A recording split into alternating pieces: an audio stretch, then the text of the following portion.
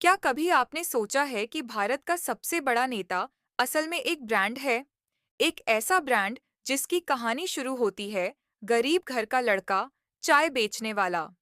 लेकिन सवाल ये है, क्या ये सचमुच पूरी सच्चाई थी? या फिर ये सब एक केयरफुली प्लान्ड ब्रांडिंग प्रोजेक्ट था, जिसे हमें सालों से बेचा जा रहा है? आज हम जानेंगे नरेंद्र मोदी जी की पॉलिटिकल ब्रांडिंग का वो सफर, जिसे सुनकर शायद आप भी सोचने पर मजबूर हो जाएंगे। भारत की राजनीति में शायद ही कोई नेता ऐसा होगा जिसकी छवि इतनी योजनाबद्ध तरीके से बनाई और बेची गई हो, जितनी नरेंद्र मोदी की। कहानी शुरू होती है एक गरीब घर का लड़का, चाय बेचने वाला नैरेटिव से। लेकिन सवाल ये है कि क्या सचमुच ये पूरी सच्चाई थी, या फिर ये सिर्फ एक सोचा समझा ब्रांडिंग प्रोजेक्ट?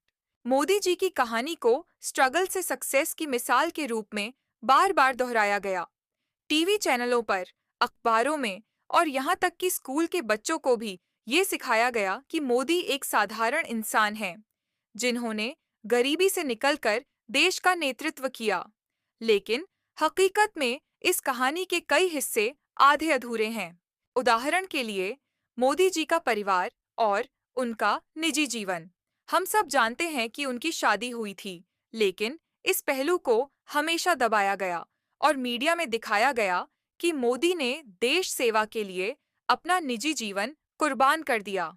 असल में यह सैक्रिफाइस से ज्यादा एक carefully designed image building strategy थी, जो जनता की भावनाओं को छू सके। इसके बाद आती है ब्रेन वॉशिंग की चार तकनीकें, जिनका इस्तेमाल बार बार हुआ। एक, गर्व जगाना, प्राइड। मोदी को हिंदू संस्कृति, भारत माता और राष्ट्रवाद से जोड़कर ऐसा दिखाया गया कि उन्हें सपोर्ट करना मतलब भारत को सपोर्ट करना। दो, पीड़ित भाव, विक्टिमहुड। बार बार ये कहा गया कि मोदी जी बचपन से गरीब थे, उन्हें जीवन भर कठिनाइयों का सामना करना पड़ा। तीन, डर, फियर। जनता को पाकिस्तान, मुस्लिम समुदाय या देशद्रोही ताकतों का डर दिखाया गया और ये बताया गया कि सिर्फ मोदी ही देश को बचा सकते हैं। चार, मसीहा इमेज, मेसाया इमेज। उन्हें ऐसा दिखाया गया जैसे वो कोई साधारण नेता नहीं, बल्कि देश के रक्षक हैं, जिनके बिना भारत बर्बाद हो जाएगा।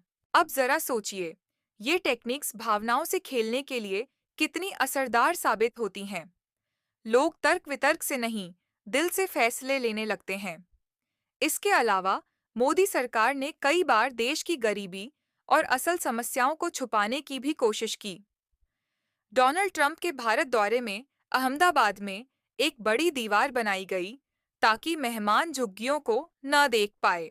G20 समिट के वक्त भी गरीब बस्तियों को ढक दिया गया। मतलब, समस्या को सुलझाने की बजाय उसे पर्दे के पीछे छुपाना ही ब्रांडिंग का हिस्सा बना। सवाल ये उठता है कि इससे फायदा किसे हुआ? गरीबों को तो नहीं, बल्कि अरबपति उद्योगपतियों, अडानी, अंबानी जैसे नाम बार बार मोदी सरकार की पॉलिसी से लाभ कमाते दिखे। देश की जनता को गरीबों के मसीहा की इमेज दिखाई गई, लेकिन असली फायदा बड़े कॉरपोरेट घरानों को मिलता रहा। इतिहास ये भी बताता है कि हर दौर में ऐसे नेता हुए हैं जो भावनाओं का इस्तेमाल करके जनता को अपने पीछे खींचते हैं।